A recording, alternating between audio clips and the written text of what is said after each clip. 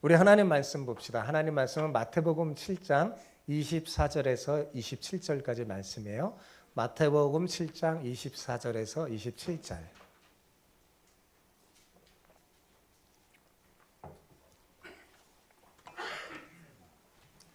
자, 우리 짧은 본문이니까 저랑 함께 봉독하겠습니다. 마태복음 7장 24절에서 27절. 성경책 가져오신 분은 그 본문을 또 펴보시고 놓고, 자, 같이 준비되셨습니까? 읽겠습니다. 시작.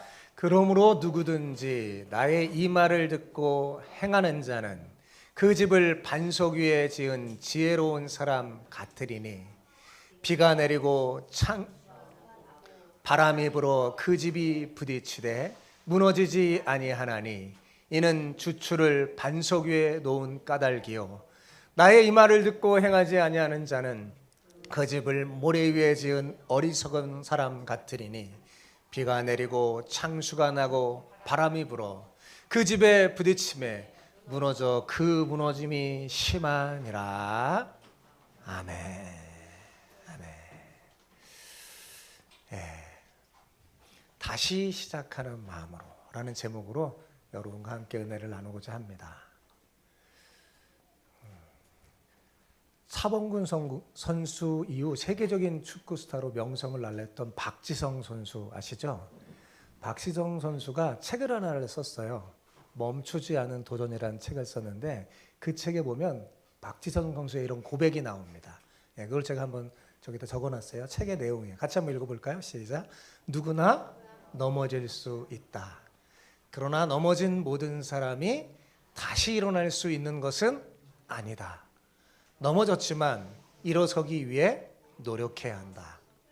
아직 목표 지점은 저 멀리 있지만 다시 달리기 시작했다는 사실만으로도 충분히 행복했다.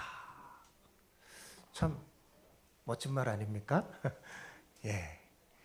박지성 선수는요, 다시 시작하는 그 마음으로 늘 임했던 것 같아요. 저는 그래서 하나님이 도와주시지 않았나 그런 생각이 듭니다. 여러분 인생을 살다 보면 누구나 한 번쯤은 참 실패와 좌절을 맛볼 수 있어요. 그죠? 돌이켜보면 후회할 일들이 얼마나 많이 있습니까? 그런데 이때 정말 중요한 건 뭐냐면 이런 실패와 좌절을 대하는 우리들의 태도인 것 같아요. 여러분 실패는 우리 인생의 걸림돌이 될 수도 있고 디딤돌도 될 수도 있어요. 그런데 다시 시작하려는 마음을 가진 사람에게는요, 제가 단언컨대 말할 수 있어요. 디딤돌이 됩니다. 그 사람에게는요, 디딤돌이 돼요. 프랑스 혁명사를 쓴 칼 라일이라는 사람이 있는데 참 이 사람은 정말 열심히 몇 년의 수고 끝에 원고 쓰기를 마쳤어요. 얼마나 열심히 탁 수고 마쳤으니까 기분이 너무 좋았겠죠. 그런데 그만 가정부의 실수로 그 원고가 몽땅 불에 타버린 거예요. 야, 수년 동안 쓴 그 자신의 원고 아직 출판사에 갖다 주지도 않았는데 갖다 주기 전에 다 타버렸어요.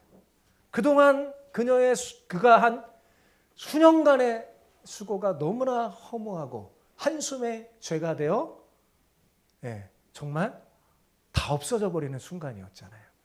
그런데 놀랍게도 이 사람은요, 좌절하지 않았어요. 다시 시작하는 마음으로 펜에 잉크를 묻히고 글을 시작했다고 합니다. 그런데 그 순간 놀랍게도 영감이 넘쳐서 마치 몸에서 피를 짜내어 쓰듯 정성스럽게 쓸 수 있게 됐다고 합니다. 더 잘 써진 거예요. 수년간에 했던 그 글보다 더 잘 써진 거예요. 그래서 그의 이 프랑스 혁명사라는 그 책이 프랑스에서는 불후의 명작이 된 겁니다. 그래서 불후의 명작이 됐어요. 여러분 이처럼 다시 시작하는 마음으로 사는 사람에게는 하나님이요 도와주세요. 재기의 기회를 주십니다.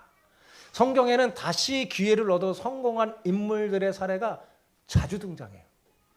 여러분 성경 읽어보면 수많은 다시라는 단어가 나옵니다. 다시라는 단어가 되게 많이 나와요.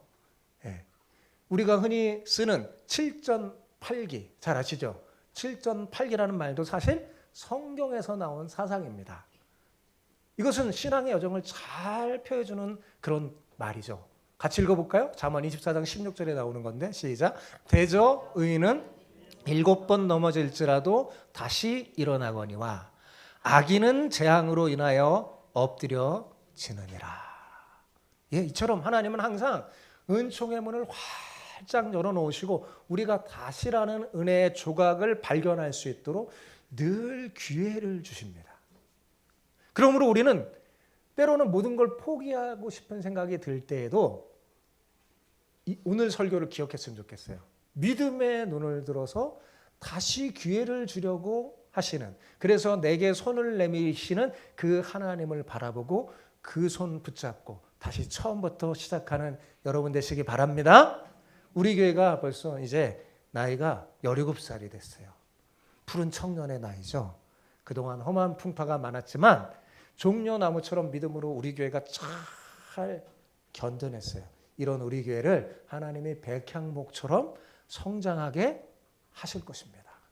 왜냐하면 우리는 비록 7번 넘어질지라도 재기와 역전을 주시는 하나님의 손을 붙들고 일어서서 다시 시작하는 마음으로 믿음의 발걸음을 힘차게 내디딜 테니까요. 저는 절대로 포기하지 않습니다. 자, 우리 옆 사람에게 이렇게 축복하며 인사합시다. 포기하지 않고 다시 시작하면 어떻게 해요? 포기하지 않고 다시 시작하면 반드시 승리합니다.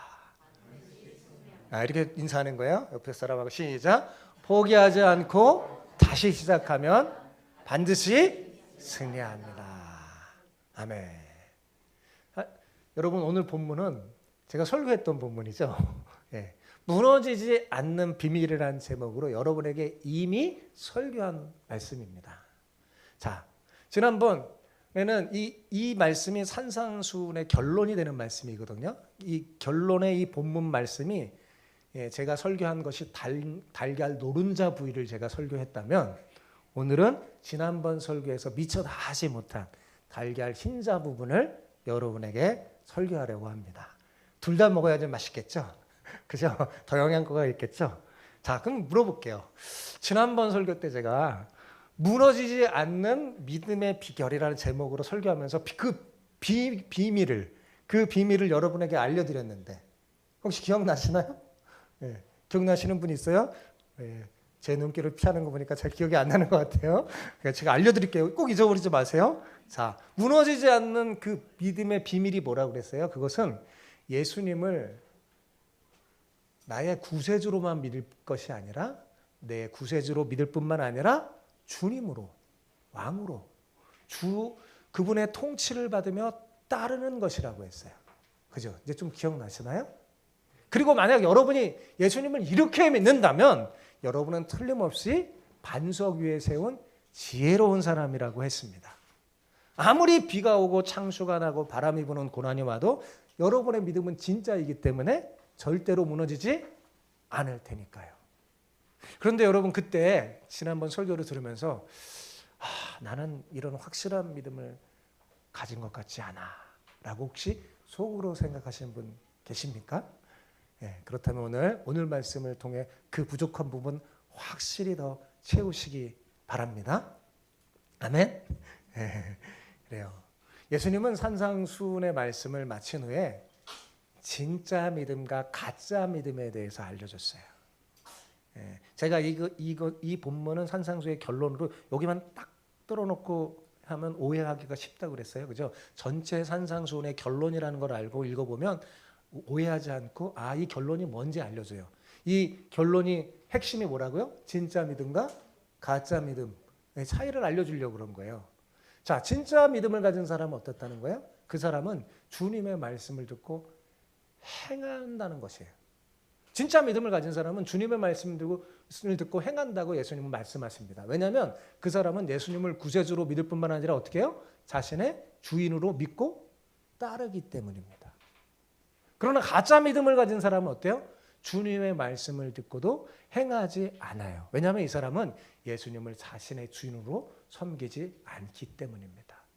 예수님은 이 두 종류의 사람을 집을 짓고 사는 사람의 비유로 설명하셨어요. 예. 지금 이 비유를 보면 집을 짓는 중이 아니에요. 이미 집을 지었고 그곳에 사는 사람이에요. 자, 24절과 26절을 같이 한번 비교하면서 읽어보겠습니다. 24절을 먼저 읽어볼까요? 그러므로 누구든지 나의 이 말을 듣고 행하는 자는 그 집을 반석 위에 지은 지혜스러운 사람 같으리니. 자, 26절. 나의 이 말을 듣고 행하지 아니하는 자는 그 집을 모래 위에 지은 어리석은 사람 같으리니. 자, 두 사람이 각각 집을 지어서 그곳에 살고 있었어요.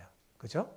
그런데 한 사람은 반석 위에다가 집을 지어 살았고 또 한 사람은 어디에다가 집을 지어 살았어요?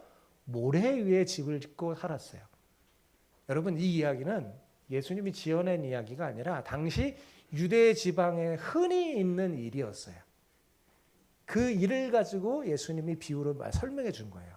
그러므로 예수님의 이 비유는 당시 사람들에게 확실한 교훈을 주었습니다. 자, 이 두 구절에서 나오는 나의 이 말이라는 그 말은 뭐냐? 마태복음 5장에서부터 7장까지 예수님이 설교하신 산상수훈을 의미하는 겁니다. 그래서 한마디로 제가 요약해서 말해주면 이런 거예요. 율법의 본래 정신인 하늘 아버지의 뜻이 담긴 하나님 나라의 복음. 뭐라고요? 율법의 본래 정신인 하늘 아버지의 뜻이 담긴 하나님 나라의 복음입니다. 이게 나의 이 말이란 뜻이에요. 예수님은 이 복음을 듣고 행하는 자는 어떤 사람이라고 같다고 그랬어요? 반석 위에 집을 지은 지혜로운 사람 같다고 하셨어요. 그러면 예수님은 왜 자신이 전한 복음을 듣고 행하는 자를 반석 위에 지은 지혜로운 사람 같다고 하신 걸까요? 왜 그런 걸까요? 그들이야말로 무너지지 않는 믿음을 가진 진짜 참된 성도이기 때문입니다.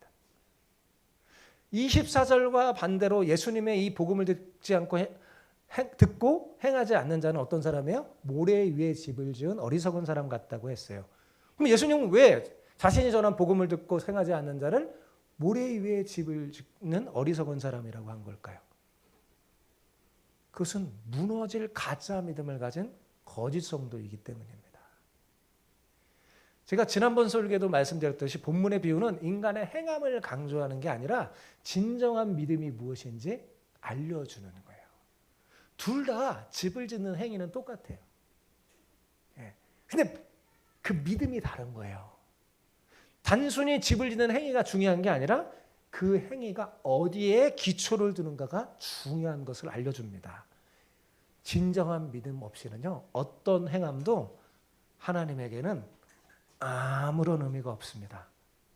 진정한 믿음 없이 행하는 그 일은요, 불법을 행하는 자들아 내게서 물러가라, 그렇게 하시는 거예요. 주님께 아무 의미가 없으니까요. 그런데 여러분, 평상시에는 자, 모래 위에 집을 지은 집, 반석 위에 집을 지은 집, 자, 구별할 수 있을까요? 없을까요? 구별할 수가 없어요. 구별하기가 매우 어렵습니다. 왜 그럴까요? 겉으로 보기에는 똑같기 때문입니다. 똑같기 때문이에요. 그리고 예수님 당시에는 집이 다 거의 똑같아요. 똑같이 지는 거예요. 똑같아요. 요즘 아파트 똑같잖아요. 똑같이 지잖아요. 그렇죠? 즉 겉으로 드러나는 행위로는 그 사람이 참된 믿음을 가진 사람인지 가짜 믿음을 가진 사람인지 사실 우리가 구별하기가 어렵습니다. 그래서 사실 예수님이 지금 이 말씀은 믿음에 대한 이야기를 하는 거거든요. 그렇죠? 사람에 대한 이야기를 하는 거예요. 사람 누가 진짜 참된 믿음을 가진 사람인지 아닌지 참 구별하기 어렵어요. 그런데 드러날 때가 있다는 거예요. 그 정체가 드러날 때가 있어요. 그때가 언제일까요? 보고만 보면 다 읽었잖아요. 그때가 언제예요? 비가 내리고 창수가 나고 바람이 불 때입니다. 그때 무너지는가 무너지지 않는가에 따라서 시비가 엇갈려지는 거예요. 자, 25절과 27절 다시 비교하면서 읽어볼까요? 시작. 비가 내리고 창수가 나고 바람이 불어 그 집에 부딪히되 무너지지 아니하나니 이는 주추를 반석 위에 놓은 까닭이요. 비가 오고 바람이 좀 무너지지 않는데 왜요? 주추를 반석 위에 놓았어요. 참된 믿음을 가진 사람이기 때문이라는 거예요. 자, 27절 읽어봅시다. 시작. 비가 내리고 창수가 나고 바람이 불어 그 집에 부딪힘에 무너져 그 무너짐이 심하니라. 자, 여러분 여기 보세요. 자, 그럼 여기 두 사람이 지금 집을 지었는데 한 사람의 집은 무너지지 않고 한 사람의 집은 무너졌어요. 그 차이가 왜 그럴까요? 재료가 문제일까요? 아니에요. 재료는 똑같습니다. 그러면 그 집을 짓는 기술력의 차이일까요? 사람의 기술력. 한 사람은 정말 기술이 정말 최신 공법으로 잘 져서 안 무너지고 한 사람은 기술이 부족해서 무너지지 않았을까요? 그런 것도 아니에요. 집이 무너지고 무너지지 않는 차이를 본문에서 가르쳐 줬죠. 그게 뭐예요? 그 집을 어디에 지었는가가 중요한 거죠.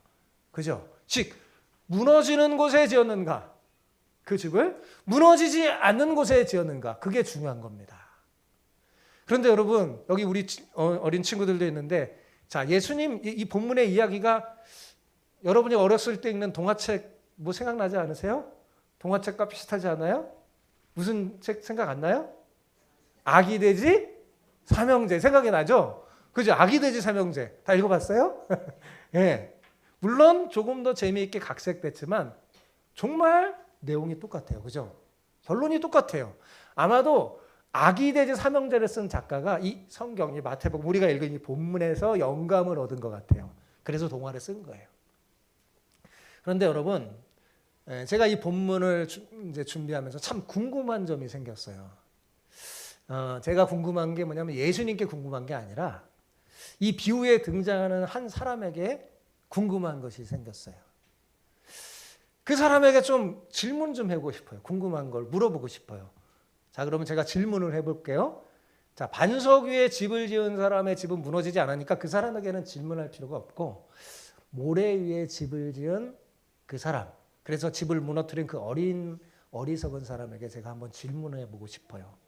동화책이라면 내가 누구한테 질문할까요? 둘째 돼지, 예, 셋, 그 다음에 첫째 돼지, 예, 둘째 돼지에게 제가 질문하고 싶어요. 예, 자, 그럼 질문하겠습니다. 그러면 여러분도 이렇게 한번 상상해보세요. 내가 예수님의 이야기 속으로 들어가서 여러분이 이제 그 사람이 된 거예요. 예, 모래 위에 여러분 지금 가상으로 모래 위에 집을 지은 사람이에요. 예, 그렇게 생각하세요. 예, 그리고 만약에 아기 돼지 삼형제라면 내가 첫째 돼지, 둘째 돼지라고 생각하세요. 그렇게 생각하고 한번 잘 대답해 보시기 바랍니다. 자, 제가 물어볼게요. 당신은 왜 모래 위에 집을 지으셨나요?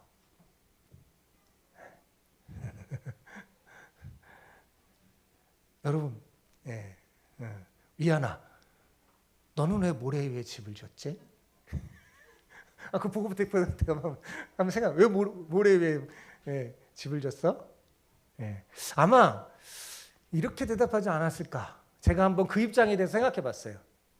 예. 그러면 예수님 딱 물어보면 빨리 결과를 볼 수 있잖아요. 뭐 아니면 빨리 집을 지을 수 있잖아요.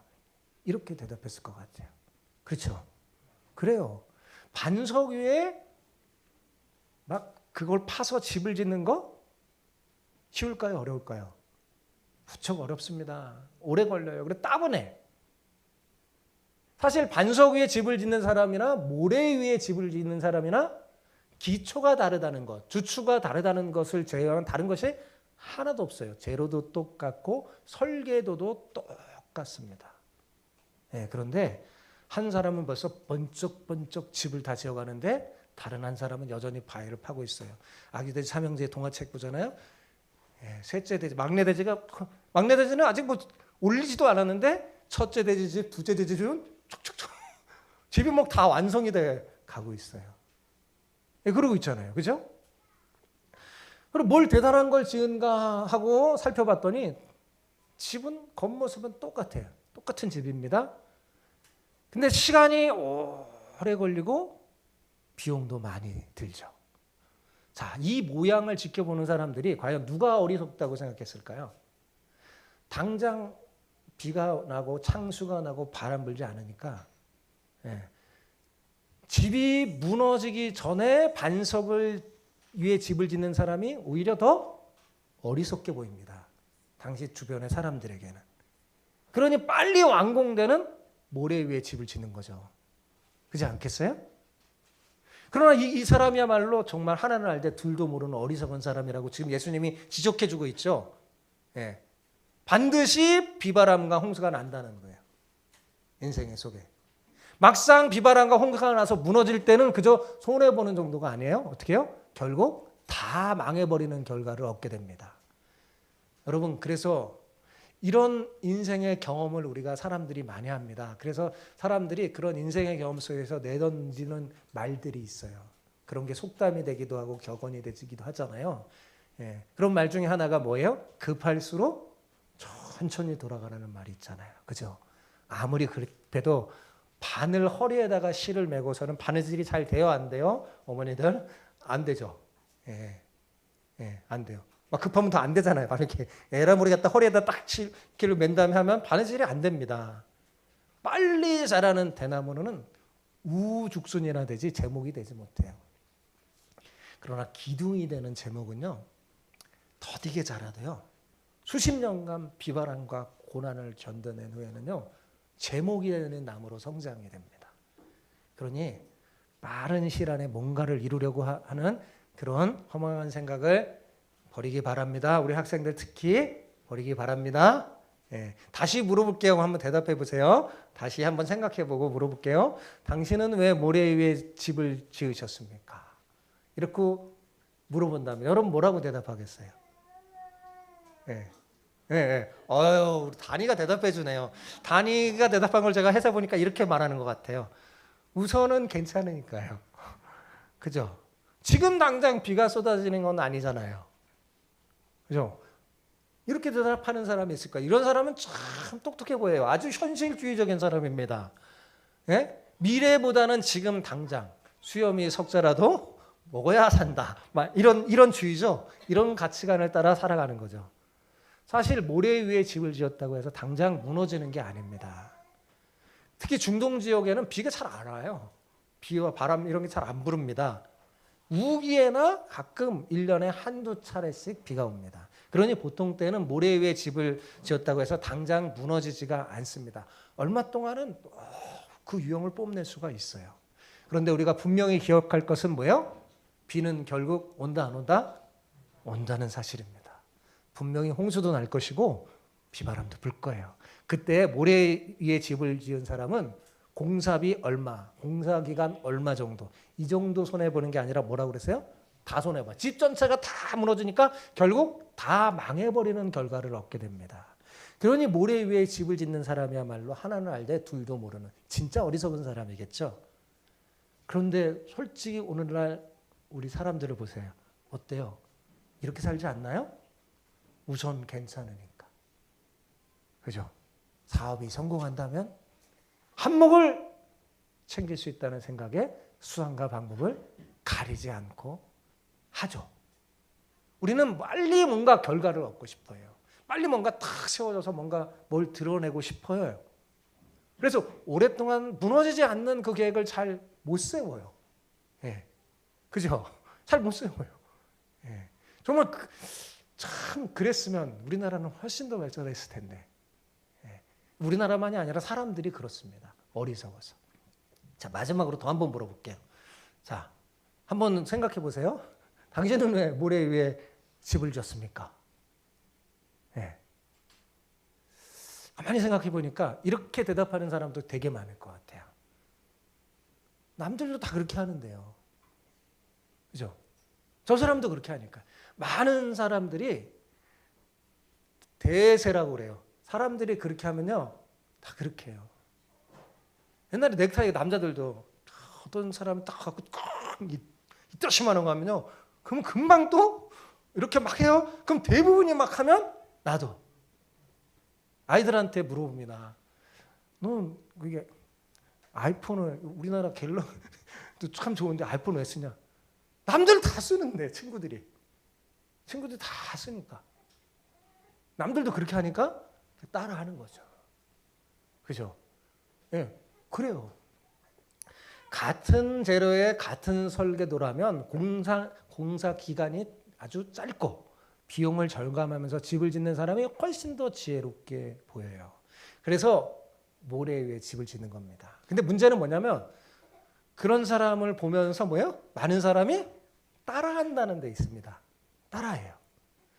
그런데 여러분 우리가 꼭 기억해야 할 것은 그 기준을 절대로 사람이 되어서는 안 돼요. 믿음의 사람이 기억할 건 뭐냐면 주변 사람들을 보고 따라하지 마세요. 예수님이 로마서에 이렇게 했어요. 너희는 세상의 풍조를 따르지 말라고. 세상의 풍조를 따르지 말아야 돼. 우리가 따라야 될 것. 우리의 기준은 뭐냐? 비가 내리고 창수나게 하시고 바람을 보내시는 전능하신 하나님이어야 됩니다. 하나님이 보내신 예수님. 그분이 우리의 기준이 돼야 돼요. 그분을 따라가야죠. 예수님은 믿는 우리를 향해 이렇게 말했어요. 너희는 세상의 뭐예요? 소금이요. 너희는 세상의 빛이라 말했어요. 그럼 왜 그러냐? 우리는 다르다는 거야. 믿는 사람은 믿지 않는 사람과 본질적으로 다르다는 거예요. 그러므로 삶의 태도와 사고방식이 질적으로 달라야지 정상이에요. 자, 죽은 물고기는 어떨까요? 흐르는 물에 따라 썩은 냄새를 따라 떠내려갑니다. 부활의 생명이 없는 사람은 죽은 물고기와 비슷해요. 세상 풍조에 따라 살아가는 거예요. 그리고 얼마나 썩은 냄새를 풍깁니까? 이기시고 그 욕심 많은 냄새가 풍깁니까? 그죠? 그러고 살아가는 거예요. 그런데 살아있는 물고기, 부활의 생명이 있는 사람은요, 안 그래요. 아무리 그 물고기가 작아도 어떠냐면 물에 휩쓸리지 않고 거슬러 올라가죠. 그죠? 거슬러 올라갑니다. 저는 이게 그리스도인이라고 생각해요. 세속의 시류를 따라 적당히 사는 사람은요, 어느 날 큰 코 다칩니다. 예? 왜요? 심판의 비바람이 불고 창수가 날 때 그 무너짐이 너무나 심할 것이니까요. 그러므로 사랑하는 성도 여러분, 아무리 빨리 결과를 보고 비용이 적게 들어 사람들로부터 지혜롭다 칭찬을 듣고 갈채를 받아도요, 절대로 어떻게 해서는 안 돼요? 모래 위에 집을 지어서는 안 됩니다. 또 우선은 괜찮아 보이고 많은 사람이 그렇게 한다고 해도 절대로 따라하지 마세요. 예, 절대로 그렇게 따라하지 마세요. 여러분 기억하세요. 우리가 지은 집, 우리의 인생의 집, 신앙의 집에 대한 객관적인 검증을 할 때가 반드시 옵니다. 그것은 위로부터 비가 내리고 아래로부터 창수가 나고 옆으로 부는 그런 바람으로 어느 날 갑자기 우리에게 찾아오는 하나님의 심판의 검증이에요. 그때가 있으면 성경은 가르쳐줍니다. 자, 그런데 지금부터 제가 하는 말에 더 귀를 기울여야 돼요. 자, 축구로 말하면 제가 지금까지 한 설교 있잖아요. 그거는요, 제가 지금 이 이야기를 전하려고 하는 빌드업 과정이에요. 제가 지금 빌드업 과정을 한 거예요. 예. 나중에는 이제 탁 골을 넣어야 되잖아요. 예. 그러니까 지금 제가 얘기하는 게 중요한 거예요. 예. 이 얘기하려고 지금 이렇게 여러 가지 얘기를 한 거예요. 자, 그러면 여러분 자 보세요. 아직 비가 내리지 않았고, 아직 창수가 나지 않았고, 바람이 불지 않았을 때 예수님의 이 이야기는 우리에게 어떤 의미가 있을까요? 자, 다시 말합니다. 아직 비와 창수와 바람이 불기 전에 태풍의 눈같이 고요할 때, 태풍이 불 때 조용하대잖아요. 예, 고요할 때 아직 오지 않았어요. 예, 아직 바람이 불지 않았어요. 비가 내리지 않았어요. 창수가 나지 않았어요. 그때 자신이 마치 모래 위에 집을 지은 사람 같다고 생각하는 사람에게 이 예수님의 말씀은 어떤 의미가 있을까요? 제가 그렇게 질문하는 거예요. 예수님의 이 설교를 듣는 사람 중에 나는 모래 위에 집을 지은 사람 같아 라고 생각하는 그 사람에게 아직 비가 내리지 않았잖아요. 그죠? 창수가 나지 않았잖아요. 바람이 불지 않았잖아요. 그 사람에게는 이 예수님의 이 비유의 이야기가 어떤 의미가 될까요? 제가 그걸 얘기하려고 그래요. 자, 그 사람에게는 이 비유가 어떤 의미일까요? 다시 시작할 기회입니다. 그 사람에게는 예수님이 다시 시작할 기회를 주려고 이야기를 하는 거예요. 너도 참된 믿음을 가질 수 있다. 어떻게 하면? 다시 시작하면. 지금 가르쳐 주는 거예요. 잠시 후에 모든 걸 다 이루는 것보다 다시 시작하는 게 훨씬 낫잖아요. 그죠? 모래 위에 집을 지었어요. 다시 시작하면 돼요. 다시 반석 위에. 그죠? 이유야 어찌됐던 뜻대로 풀리지 않을 때는 사람들이 부정적인 생각이 들 때가 있습니다. 예. 그러나 그때 우리가 꼭 기억해야 할 게 있어요. 여러분 기억하십시오. 죽음이 아닌 이상. 뭐가 아닌 이상? 대답이 뭐가 아닌 이상? 죽음이 아닌 이상. 이 세상의 모든 것들은요, 다시 시작할 수 있어요. 다시 시작할 수 있어요. 다시 시작하면 됩니다. 예, 다시 시작하면.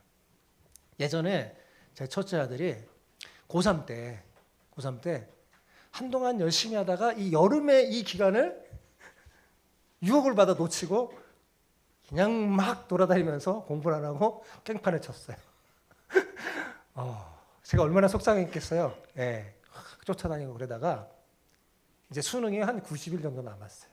그때 제 아들이 제게 말하더라고요. 아빠, 지금 다시 시작해도 될까요? 90일밖에 안 남았는데? 그래서 제가 뭐라고 그랬을까요? 된다. 네, 돼. 다시 시작하면 돼. 아빠를 믿어. 네. 그랬고요. 제가 된다 그러면 근데 내가 너는 못 믿겠으니까 정말 다시 할 마음이 있어? 다짐해요. 있대요. 그러면 아빠랑 90일 있자. 아빠랑. 저랑 같이 90일 있었어요. 저랑. 근데 하나님이 다시 시작하니까요. 정말 은혜를 주시더라고요. 예. 그래갖고 제 아들은 은혜로 대학에 들어갔습니다. 은혜로. 은혜로. 예. 은혜로. 예. 정말 놀라운 경쟁률을 듣고 들어갔어요. 그의 실력으로 들어간 게 아니라 은혜로. 뭐 때문에? 다시 시작하니까. 다시 시작하는 사람에게는요, 주님이 놀라운 은혜를 주십니다.